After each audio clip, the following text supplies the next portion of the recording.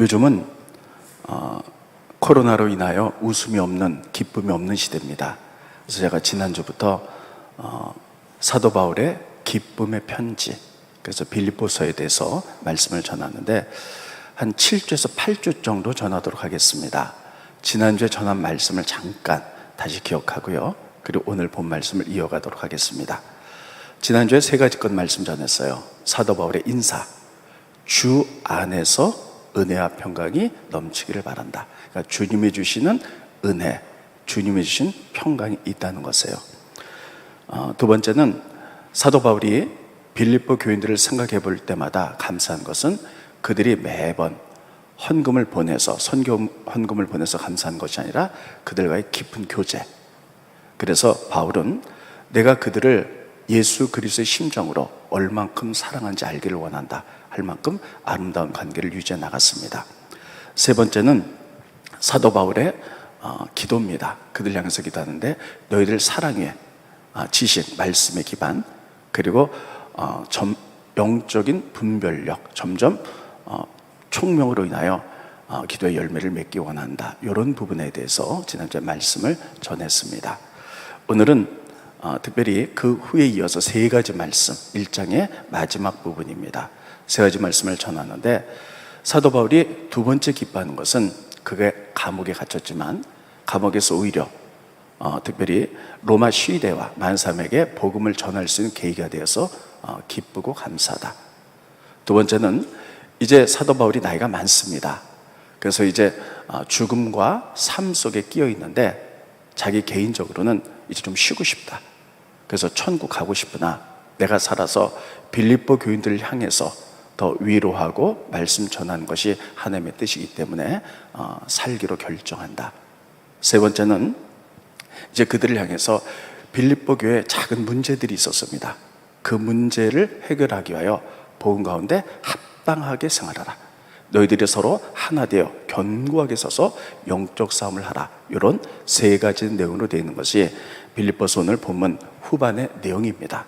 자, 그러면 이 본문의 말씀을 통하여 오늘 여러분들에게 세 가지 말씀을 전하도록 하겠습니다. 바울의 두 번째 감사예요. 그는 두 번째 감사에서 옥에 갇혔다. 지금 바울은 빌립보서를 로마 감옥에서 썼죠. 그래서 옥중서신이다 이렇게 부르기도 합니다. 바울은 아무 잘못이 없어요. 복음을 전하다가 유대인의 시기심에 의하여 로마 감옥에 갇히게 됐습니다. 여러분, 우리가 아무 죄도 없는데 어떤 사람의 불평과 또 어떤 사람의 음모와 또 어떤 사람의 시기에 의하여 감옥에 갇히게 된다면 우리들은 어떨까요? 막 분노가 일어나고 어떻게 해서든지 감옥에서 빨리 나오려고 하고 이렇겠지요. 아마 기쁨 같은 것이 없었을 거예요. 근데 바울은 두 번째 기쁨, 첫 번째는 지난주에 말한 빌립보 교인들과 깊은 교제를 해서 기쁘다는 것이고, 오늘은 내가 감옥에 갇혔지만 기쁘다라는 것을 두 번을 쓰고 있어요. 스크린 보시죠? 방송실? 네. 빌립보서 1장 18절에 보면 그러면 무엇이냐? 거칠애로 하나 참으로 하나 무슨 방도로 하든지 전파되는 것은 그리스도니 이로써 나는 기뻐하고 또한 기뻐하리라. 우리가 빌립보서를 기쁨의 서신이라 그러죠. 바울은 옥에 갇혀서도 기뻐하고 기뻐한다는 거예요. 그 이유는 뭐냐면 성경은 이렇게 기록하고 있습니다. 스크린 보십니다. 빌립보서 1장 12절부터 보면 형제들아 내가 당한 일이, 여기서 당한 일이라는 것은 복음을 전하다가 감옥에 갇힌 일이 복음 전파의 전진이 된 줄을 너희가 알기를 원하노라. 이러므로 나의 매임이 그리스도 안에서, 따라 해보겠습니다. 그리스도 안에서, 이 말씀 기억해 주시고요. 그리스도 안에서 기억하시고요. 안에서 온 시대 안과 그 밖에 모든 사람에게 나타났다. 그가 감옥에서 기뻐했던 이유는 이것입니다. 감옥에 갇히면 아무것도 못할 줄 알았어요. 근데 로마 감옥에 갇혀서 로마에 있는 시대 그리고 많은 사람들에게 복음을 전하는 오히려 기회가 됐다는 거예요. 그래서 기쁘고 기쁘다는 거예요. 여러분, 그 당시에 로마는 전 세계에 가장 강력한 나라였습니다. 그래서 모든 길은 로마로 통한다. 그래서 로마에서 되어진 모든 일들은 전 세계를 통해서 바로 나가게 되었어요. 그래서 바울은 로마로 가기를 원했죠. 그래서 로마에 옥에 갇혔지만 가만히 있었던 것이 아니에요. 옥에 있는 시위대장 사람들에게 복음을 전했죠. 그러면 이들은 또 나가서 로마 사람들에게 복음을 전했을 거예요. 많은 사람에게 복음을 전해서 오히려 내가 감옥에 갇혔지만 복음을 더 전진할 수 있는 기회가 됐다. 그래서 기쁘다는 거예요. 여러분, 이런 생각은 어디서부터 나왔을까요? 따라하겠습니다. 주 안에서, 그리스도 안에서 있기 때문에 그런 생각을 할 수 있었던 것이에요. 여러분, 이런 생각은 아무나 하는 것이 아닙니다. 아마 많은 사람들이 복음을 전하다가 이유도 없이 죄도 없이 감옥에 갇히게 된다면요, 막 답답하고 그리고 분노가 일어나고 빨리 어떻게 해서든지 옥에 나가려고만 생각했을 거예요. 근데 바울은 감옥에 갇혔지만 그리스도 안에 있었어요. 그래서 내가 복음을 전하다 감옥에 갇힌 것에는 분명히 하나님의 뜻이 있고 하나님의 계획이 있다는 거예요. 그래서 여러분, 그리스도 예수 안에서 생각하는 거예요. 그랬더니 거기서도 복음을 전해서 오히려 많은 사람에게 복음을 전할 수 있는 계기가 됐기 때문에 기쁘고 기쁘다, 이렇게 표현하는 것입니다. 그래서 중요한 것은요, 예수 안에 있는 것이에요. 우리들이 그리스도 안에 있다면 환경이 어떻든지 간에 우리는 때로는 하나님의 뜻과 계획을 생각해 보며 우리가 기뻐할 수 있을 줄로 믿습니다. 그래서 데살로니가 보면 이렇게 쓰고 있어요. 항상 기뻐하라, 쉬지 말고 기도하라, 범사에 감사하라. 이는 그리스도 안에서, 예수 안에서 너를 향하신 하나님의 뜻이다, 이렇게 표현하고 있습니다. 스기름 보십니다. 데살로니가전서 5장 16절에 보면 항상 기뻐하라, 쉬지 말고 기도하라, 범사에 감사하라. 이것이 그리스도 예수 안에서 너를 향하신 하나님의 뜻이니라. 이 보면요, 가장 중요한 키포인트가 쉬지 말고 기도하라는 거예요. 쉬지 말고 기도하라는 것은 잠도 자지 말고 밥도 먹지 말고 기도하라는 것이 아니라 예수님 안에 깨어 있으라는 거예요. 끊임없이 예수 안에서 관계를 가지라는 거예요. 그러니까 그리스도 안에 있으면 항상 기뻐할 수 있다는 거예요. 여러분, 우리가 살면서 좋은 일도 있지만 어렵고 힘든 일도 있어요. 고난이 있을 수도 있습니다. 지금 우리나라는 총체적인 어려운 가운데 있지요. 그래서 많은 사람이 아우성, 정말 힘들고 어렵다, 우리 모두 이 속에 있습니다. 그러나 여러분, 그리스도 안에 있으면 우리는 지금 이런 것들을 통하여 계속 깨닫죠. 그리고 기도하죠. 많은 사람들이 기도하는 걸 백신 빨리 나왔으면 좋겠다, 뭐 정치가 바뀌었으면 좋겠다, 뭘 어떻게 했으면 좋겠다. 그러나 여러분, 하나님께서 전 세계 코로나 팬데믹으로 확산시키고 이렇게 오래가게 하는 것은 하나님 안에서 나온 거예요.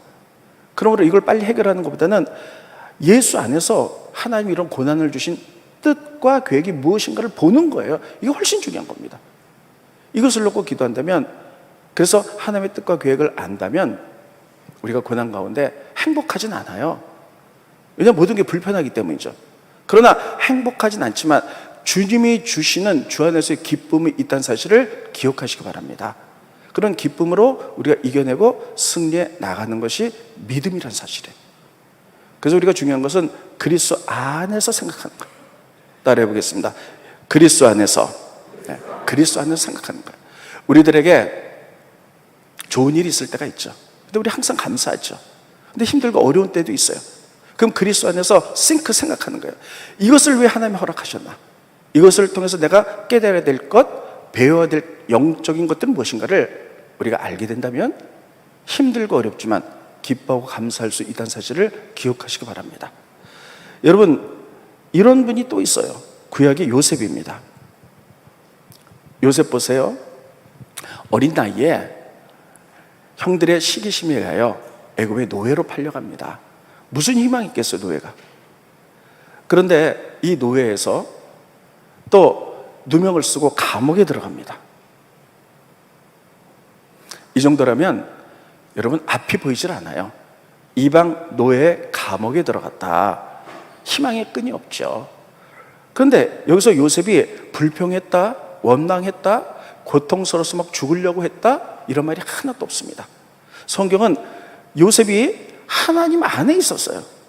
그래서 성경에 보면 성령에 이끌리는 사람이다 이렇게 표현하고 있어요. 늘 하나님 안에 있으니까요, 그냥 생각하는 거예요. 내가 지금 이방인의 노예가 되어 감옥에 갇혔지만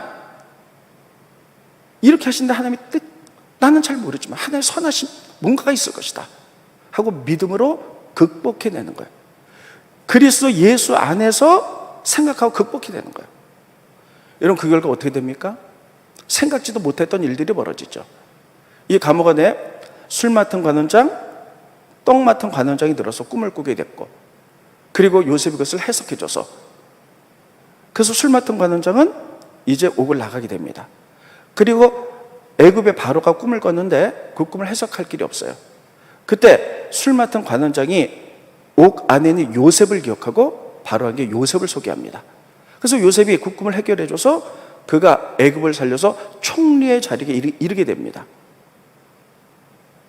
여러분, 이런 고난이 없었던, 옥에 갇힌 일이 없었다면 이방인의 노예로 팔려온 젊은 청년이 애굽의 노예가 된다는 것은 가능성이 0%입니다.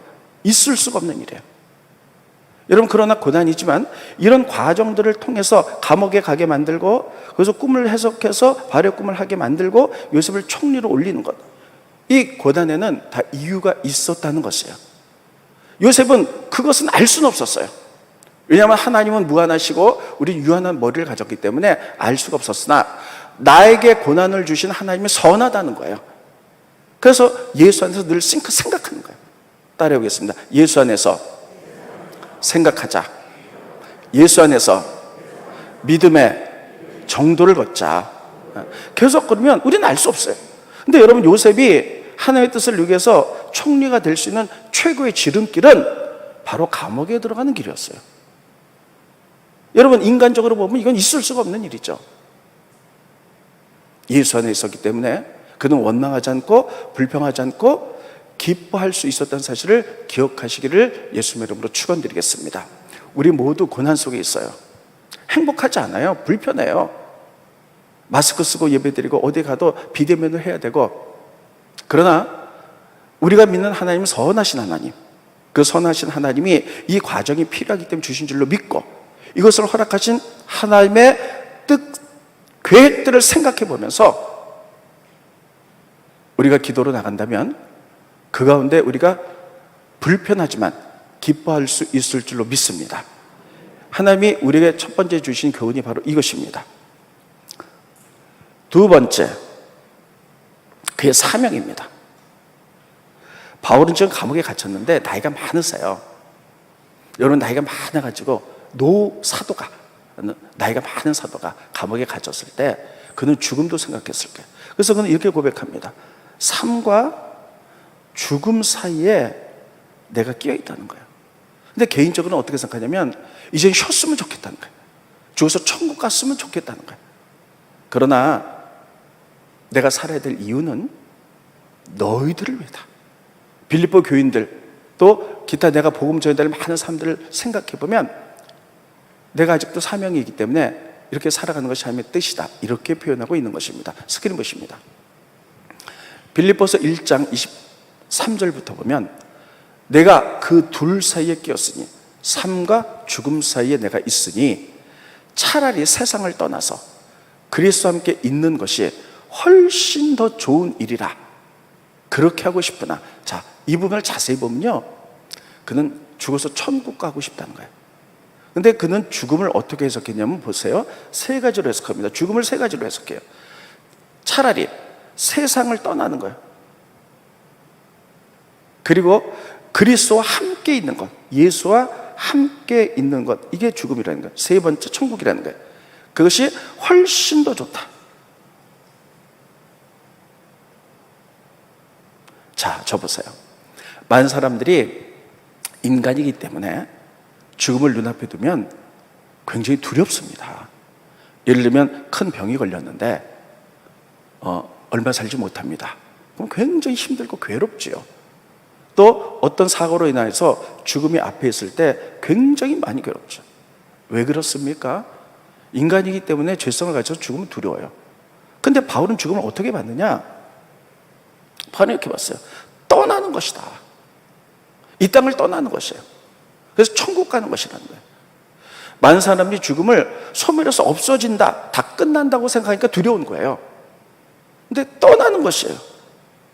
더 좋은 곳으로 가는 것이에요. 이게 죽음이라는 거예요. 여러분, 그래서 우리가 죽은 분을 돌아가셨다 이렇게 얘기했잖아요. 돌아가심. 그 뭡니까? 우린 천국으로부터 왔다가 이 땅의 삶을 선물 받았어요. 어떤 사람은 60년, 70년, 80년 선물 받고 이 땅의 삶을 하나님대로 살다가 주님이 부르시면 천국으로 돌아가는 존재예요. 그러니까 우리는 천국으로 떠나는 존재예요. 두 번째, 성경은요, 죽음을 뭐라고 말하고 있냐면 잔다 이렇게 표현하고 있어요. 성경 보면 예수 믿지 않고 죽은 사람을 죽었다 이렇게 표현하고요, 예수 믿고 죽은 사람을 잔다 이렇게 표현해요. 여러분, 잔다는 것은 깬다는 것이죠. 우리 어젯밤에 전부 다 침대에서 잤고 그리고 침대에서 눈을 떴어요. 죽음은 이 땅에서 눈을 감고 자고 천국에서 눈을 뜨는 것이 죽음인 줄 믿습니다. 성경은 그래서 잔다고 표현해요. 여러분, 복음서에 보면 어떤 소녀가 죽을 병이 걸렸습니다. 예수님이 그 소녀를 찾아가서 고쳐주려고 했는데 예수님이 오는 동안에 그 소녀가 죽었어요. 근데 예수님이 그 소녀를 향해서 이렇게 얘기합니다. 그 소녀가 죽은 것이 아니라 잔다. 그 사람들이 비웃어요.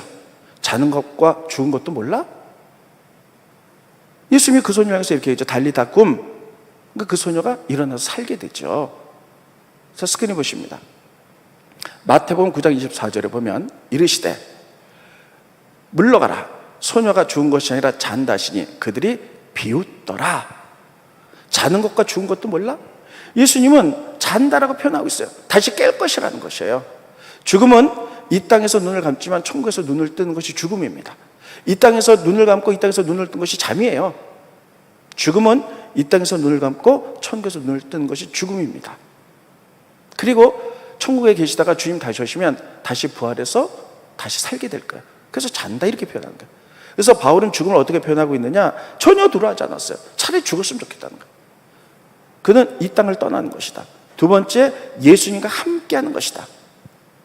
우리 믿는 사람들의 소망 중에 하나가 뭐냐면 하나님의 임재를 경험하는 거예요.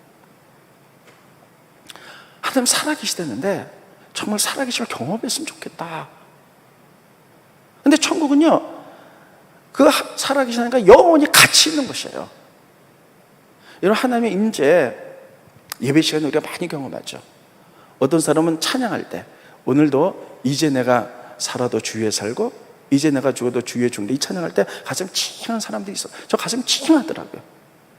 이랬을 때 그런 찬양을 통해서 하나님을 경험하는 거예요. 또 설교를 통해서 말씀을 떨어질 때, 성경을 읽을 때 나에게 딱 와닿는 말씀이 있어요. 하나님이 목회자를 통해서 여러분에게 주는 말씀이에요. 그래서 이런 것들을 통해서 하나님을 경험하는 것이죠. 예배 시간에 가장 중요한 것은 하나님께 영광 돌리며 살아계신 하나님을 경험하고 만나는 것이에요. 우리가 그렇게 만나죠. 우리는 그 힘을 가지고 일주일을 살아갔는데 천국은 어떤 것이냐? 바울이 표현하고 있기를 예수님과 늘 같이 있는 곳이라는 것이에요. 그래서 내가 가고 싶다는 거예요. 세 번째, 훨씬 좋은 곳이다. 이 땅보다 훨씬 좋은 것. 여러분, 우리가 요한계시록에 보면 천국을 이렇게 표현하고 있습니다. 천국에 들어가면 12개 진주 대문을 지나고, 그리고 천국의 모든 기초석은 다 보석으로 되어 있고, 그리고 정금으로 다 되어 있는 이런 도시다, 이렇게 표현하고 있어요. 저는 가끔 생각해 봅니다. 천국이 정말 그렇게 생겼을까? 물론 그렇게 생겼을 수 있어요. 저는 근데 그렇게 생각하지 않고요, 천국은 여기와는 차원이 다른 것이죠. 그래서 천국을 사도 요한이 보고 왔는데 이 땅에 없는 것으로 만들어졌기 때문에 이 땅의 언어는 표현할 수가 없는 거예요. 그러면 이 땅에 가장 좋은 게 뭘까? 아름다운 게 뭘까? 보석, 금, 이런 거기 때문에 그렇게 표현했을 것이에요. 그러니까 여러분, 훨씬 좋은 것. 바울은 죽음을 이렇게 마음속에 정의하고 있어요. 떠나는 것이다. 예수님과 함께 있는 것이다. 훨씬 좋은 것이다. 그래서 내가 평생에 선교 사업을 하면서 이젠 옥에 갇혔기 때문에 삶과 죽음 사이에 끼어서 이젠 쉬고 싶다. 천국 가고 싶다는 거예요. 그런데 내가 해야 될 사명이 있다는 거예요. 스크린 보시죠. 내가 육신으로는 육신으로 있는 것이 너를 위하여 더 유익하리라. 차라리 쉬고 싶지만 지금 빌립보 교인들에게 계속 믿음이 성장할 수 있도록 말씀도 가르쳐야 되겠고 또 많은 사람들에게 복음을 전해야 되기 때문에 내가 이 땅에 더 사는 것이 유익이라는 거예요. 그래서 그것이 사명이라는 거예요. 여러분들도 때로는 그런 생각할 때도 있을 거예요. 저도 가끔 정말 몇 번쯤은 그런 생각 해봅니다. 목회할 때 너무 힘들 때 그냥 좀 쉬고 싶다. 그러나 그때마다 또 다시 일어나는 것은 주님이 주신 목회자들의 사명이 있잖아요. 그 사명을 감당하기 위해서 또 일어나고 또 일어나고 또 일어나고, 그래 힘들고 어려도 끝까지 이 사명을 감당하자. 이게 바울의 마음이었을 거예요. 저는 사명을 끝까지 감당한 사람 가운데 제가 정말 좋아하는 사람, 구약의 인물 가운데 한 사람이 갈렙입니다. 여호수아하고 갈렙 있죠? 여호수아에 의하여 갈렙이 좀 가려져 있어요. 근데 저는 갈렙을 성경 읽을 때마다 그래 정말 대단한 사람이야, 가려져 있지만. 여호수아 갈렙은 하나님이 모세가 돌아가신 다음에 가나안 땅에 들어가서 7년 전쟁을 하고 그 땅을 이스라엘 민족에게 분배해서 나눠준 사람이 여호수아입니다. 근데 여호수아는요 가나안 땅에서 7년 전쟁을 했어요. 그래서 가나안 땅을 다 이렇게 분배하고 이스라엘 민족에게 나눠줬는데 7년 전쟁을 하면서 전쟁을 끝냈는데 하나의 뜻은 무엇이냐면 가나안의 족속들을 다 몰라내고 그 땅을 완전하게 이스라엘 민족에게 주는 것이었어요. 근데 7년 전쟁을 하니까 나이가 많아서 지쳐 있어요. 그래서 이 정도면 됐다. 가나안 족속을 다 몰아내진 않았지만 그냥 전쟁을 끝내고 말았어요. 그리고 나서 이게 여호수아거든요. 그다음부터 사사기가 들어갔는데 그때부터요 가나안 땅에 가나안 존재 사람들이 남아있잖아요. 이들과 계속 싸움하는 게 영적인 남기 사사기거든요. 그런데 여호수아는 7년 전쟁을 끝내고 이제 그만하자. 근데 갈렙은 아니에요. 끝까지 하는 거예요. 무슨 소리냐? 더 해야 된다. 하나님이 우리에게 이 땅을 진멸하라 그랬으니 그 말하기를 사사기 1장에 보면 이런 얘기가 나와요. 기럇세벨이라는 곳이 있는데 여기도 정복해야 된다. 이미 전쟁은 끝났는데. 그래서 거기를 정복하려고 하는데 자기가 나이가 많아서 힘이 들어요. 그래서 이 땅을 내 대신 정복할 사람이 있으면 내 딸 악사와 결혼시키겠다. 그래서 온니엘이 대신 정복하고 악사와 결혼하게 되죠. 그때 그 부분을 성경이 이렇게 기록하고 있습니다. 더 나아가서 하나님의 뜻을 끝까지 이루겠다는 거예요. 스크린 보십니다. 사사기 1장 10절 11절에 보면 유다가 또 가서 헤브론에 거주하는 가나안 족속을 쳐서 셋의 아이만 달메를 죽였더라. 헤브론의 본 이름은 기랏 아르바였더라. 여기까지 하고 전쟁이 끝났어요. 그런데 여호수아는 전쟁을 끝났지만 갈렙은 아니라는 거예요. 하나님 주신 그 사명 끝까지 이라는 거예요. 거기서 나아가서 따라 해보겠습니다. 거기서 나아가서 여호수아는 여호수아기로 이미 끝났어요. 전쟁 끝냈는데 사사기 들어가서 거기서 더 나가서 드빌의 주민들을 쳤으니 드빌의 본 이름은 기럇세벨이라. 더 나가는 것, 하나님 주신 사명을 끝까지 해나가는 것. 바울도 그랬고요, 갈렙도 그랬어요. 예수님도 요한복음 17장 4절에 보면 이렇게 쓰고 있어요. 돌아가시기 전에 마지막 기도하죠. 아버지께서 내게 하라고 한 일, 이 사명을 내가 다 이루고 그리고 하나님을 영원롭게 하고 내가 이제 하나님께로 갑니다. 이렇게 표현하죠. 스크린 보십니다. 요한복음 17장 4절에 보면 아버지께서 내게 하라고 주신 일, 십자가지요. 그것을 내가 다 이루어드렸어요. 그리고 아버지를 이 세상에서 영화롭게 하였사오니 그래서 이제 내가 천국에 갑니다. 마지막 기도하는 것이죠. 저는 여러분들에게 늘 말씀드리지만 이 다음에 제가 죽으면요 사람들이 묘비명을 쓰잖아요. 묘비명에 요한복음 17장 4절을 써줬으면 좋겠어요. 여러분도 마찬가지, 저도 마찬가지예요. 하나님이 여러분을 이 땅에 보내시는 목적이 있어요. 그것을 다 이루어드리고 그리고 하나님께 영광 돌리고 내가 아버지께 가겠습니다. 내가 대충 이루어드리고가 아니에요. 내가 몇 가지만 이루어드리고가 아니고 나에게 하라고 하는 법. 그래서 전쟁이 끝났지만 여호수아는 끝냈지만 갈렙은 아닙니다. 진멸해야 되니까 더 나갔다는 거예요. 바울도 그만큼 하나님 나라 평생 선교했으면 좋게요. 그리고 삶과 죽음 사이에 끼어 있어서 이젠 정말 쉬었으면 좋겠다. 나이도 많고. 근데 그렇지 않아요. 내가 내 사명을 감당하는 것이 하나님의 뜻이라는 거예요.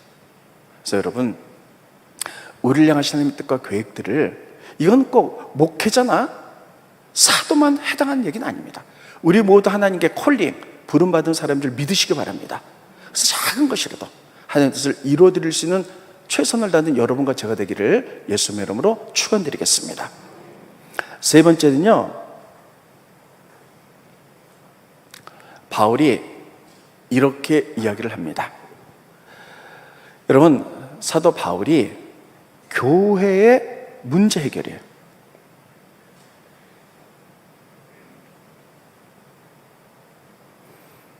많은 사람들이 이렇게 얘기합니다. 완전한 교회 다녔으면 좋겠다. 문제가 없는 교회 다녔으면 좋겠다. 여러분, 초대교회 때부터 지금까지 주님 오실 때까지 문제 없는 교회는 한 교회도 없습니다. 여러분, 초대교회도 문제가 있었어요.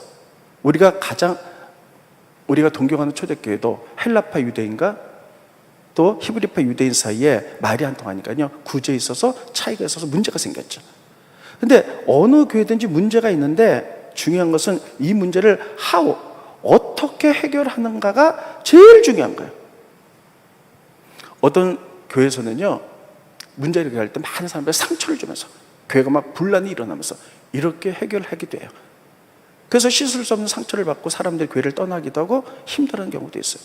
그런데 또 어떤 분들은 그런 문제가 있음에도 불구하고 상처가 되지 않도록 덕을 세워가면서 조용하게 잘 해결하는 사람들도 있어요. 문제는 문제가 있을 때 이것을 어떻게 해결하냐. 문제 없는 교회는 없습니다.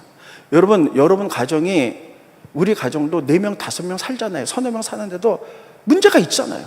서너 명 사는데도 문제가 있는데 수백 명, 심지어는 천여 명, 큰 교회는 몇만 명 모이는 교회에서 왜 문제가 없겠어요? 문제는 이 문제를 가지고 어떻게 해결하는가 하는 거예요. 이게 굉장히 중요합니다. 빌립보 교회, 사도 바울이 빌립보 교회를 볼 때마다 너무나 좋은 교회에서 감사하다 그랬어요. 그리고 기쁨이 넘친다 그랬어요. 근데 그 교회도 문제가 있었어요. 커다랗게 2가지 문제가 있었는데, 첫 번째는 교회 안에 순두개와 유오디아라는 여인의 갈등이 있었어요. 이들은 중직이었어요. 근데 중직이 서로 갈등이 일어났어요. 그러다 보니까 교인들이 서로 보이지 않게 나뉘는 역사가 일어났죠. 스크린 보십니다. 빌립보서 1장 27절에 보면 이렇게 말합니다. 오직 너희는 그리스도의 복음에 합당하게 생활하라. 자, 제가 좀 문제가 생겼을 때 이렇게 얘기해. 바울은요, 그리스도의 복음에 합당하게 생활하라. 그러면 자, 저 보세요. 우리가 복음에 합당하게 생활하는 건 이거죠. 거룩하게 사는 것, 또 서로 사랑하고 나누는 것, 하나의 영광으로 살아가는 것, 이게 평상시에 복음에 합당한 생활이에요. 그런데 여기서 복음에 합당하게 생활하는 이야기는요, 새 번역을 보면 복음에 합당하게 싸우라는 거예요. 왜냐하면 빌립보 교인들이 문제가 있었기 때문이에요. 그러면 복음에 문제가 있었을 때 어떤 문제가 있었느냐? 아까 얘기했죠. 첫째, 유오디아 순두개라는 여인의 문제가 있었어요. 스크린 보십니다. 빌립보서 4장 2절, 이건 제가 몇 주 있다가 할 거예요. 내가 유오디아를 권하고 순두개를 권하더니 주 안에서 같은 마음을 품으라. 빌립보 교회가 처음에 그렇게 크진 않았어요. 그런데 거기서 갈등이 일어났어요. 유오디아 순두개라는 여인이 교회 중직인데 서로 일하는 스타일이 다르다 보니까 서로 갈등이 일어나니까 교인들이 불편하고 나눠지기 시작하는 거예요. 이건 제가 몇 주 뒤에 다루겠습니다. 두 번째는 유대인들이 들어왔어요. 근데 바울은 우리가 예수를 믿고 구원받는 거 믿음으로 구원받는 줄 믿으시기 바랍니다. 근데 유대인들이 뭐라 그러냐면 할례 행해야 된다.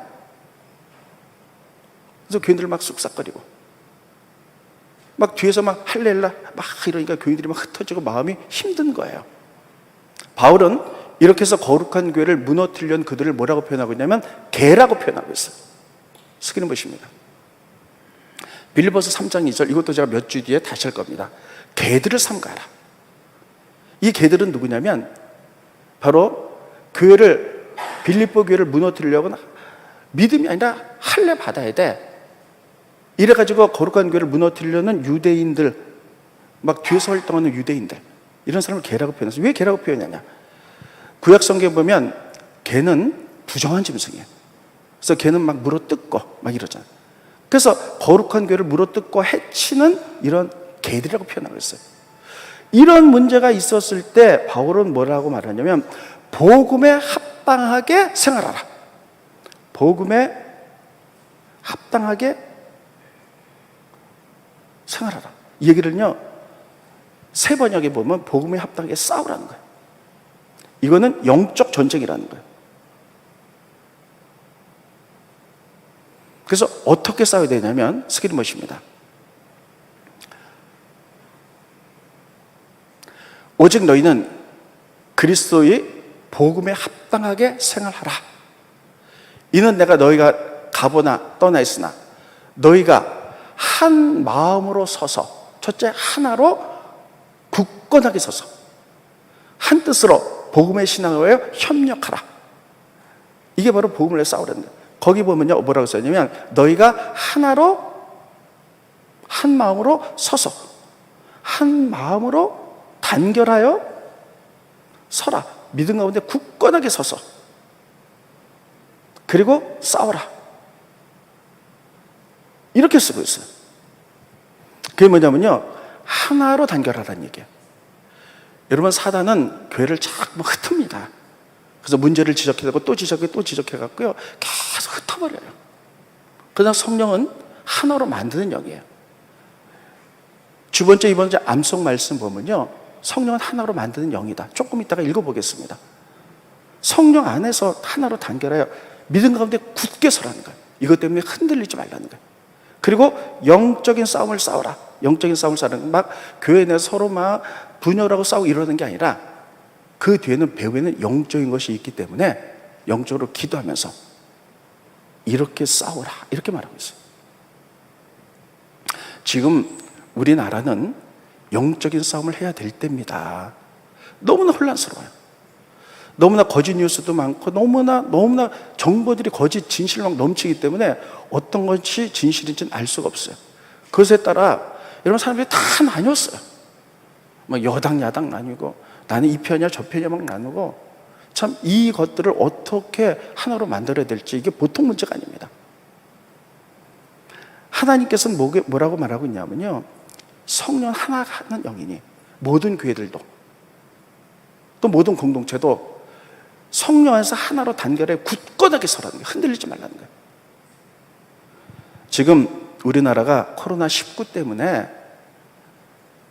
지금 뭐 거기 정신이 나고 정신이 없어요. 이런 틈을 이용해서 지금 어떤 일이 벌어집니까?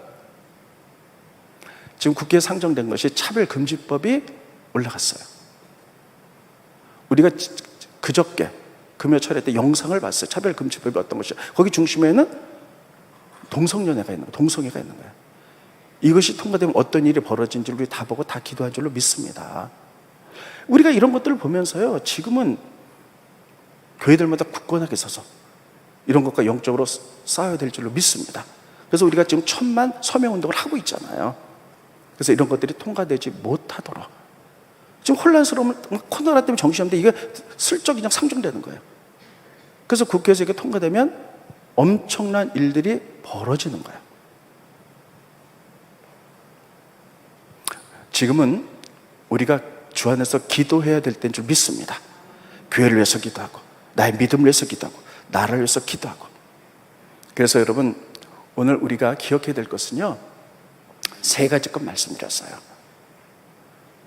오늘 여러분들에게 3가지 것 말씀드렸는데, 주 안에서 있으면 우리가 환경을 뛰어넘는 기쁨이 있다는 거예요. 2번째, 사명. 내가 이제 죽어도 주에서 죽고 살아도 주에서 살겠습니다. 아까 불렀던 찬송이죠.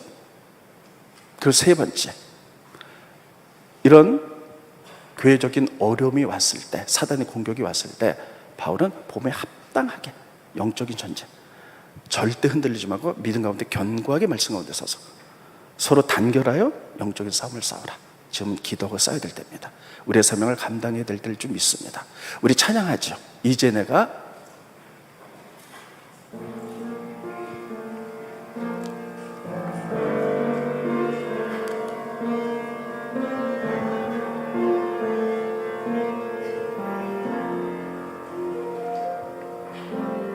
이제 내가 살아도 주 위에 오른손에 가슴 대고 찬양합니다. 오른손 가슴에 대시고 이제 내가 죽어도 주 위에 죽네. 하늘 영광 보여주며 나오라 하늘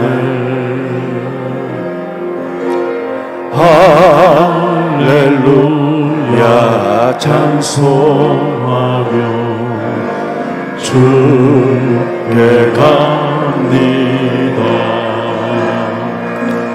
그러므로 나는 삼아 죽으나 주님의 것이요 사나 죽으나 사나 죽으나 나 위에 피 흘리신 내 주님의 것이요. 그렇습니다. 주님, 빌립보서의 두 번째 말씀을 들었습니다. 바울은 옥에 갇혔지만, 겉으로 보기 힘들고 어렵지만 가운데서 복음의 전진의 기회가 됐기 때문에 기뻐하고 기뻐한다고 말하고 있습니다. 우리도 예수 안에 있을 수 있도록 도와주시고 우리의 미래가 어떻게 펼쳐질지 암담한 세월 속에 살아가서 우리가 불편하고 결코 행복하진 않지만 주 안에서 위로받고 주 안에서 고난 중에 있는 하나님의 뜻과 계획들을 발견하면 우리가 계속 기뻐할 수 있도록 인도하여 주시옵소서. 또 사도 바울처럼 삶과 죽음 사이에 껴있지만 내가 사명을 잘 감당해야겠다고 고백했던 것처럼 우리에게 주신 사명을 끝까지 잘 감당하여 예수님처럼 하나님께서 내게 하라고 한 그 일을 끝까지 다 이루어 하나님을 영화롭게 하고 내가 하나님 나라 가겠다고 고백이 우리의 고백될 수 있도록 도와주시옵소서. 그리고 영적으로 혼란한 이런 빌립보 교회를 향해서 너희들이 흔들리지 않고 하나가 되어 성령 안에서 견고하게 서서 영적 전쟁을 하라고 권면하고 있습니다. 혼란한 이 시대에 우리가 깨어서 기도하기 원합니다. 우리가 기도하면서 영적 전쟁을 선포하고 이제 악한 것들을 결박하게 떠나보내고 성령의 기름 부으심과 하나님의 은혜가 넘치는 교회 나라가 되어갈 수 있도록 축복하여 주시옵소서. 예수님의 이름으로 기도하옵나이다. 아멘.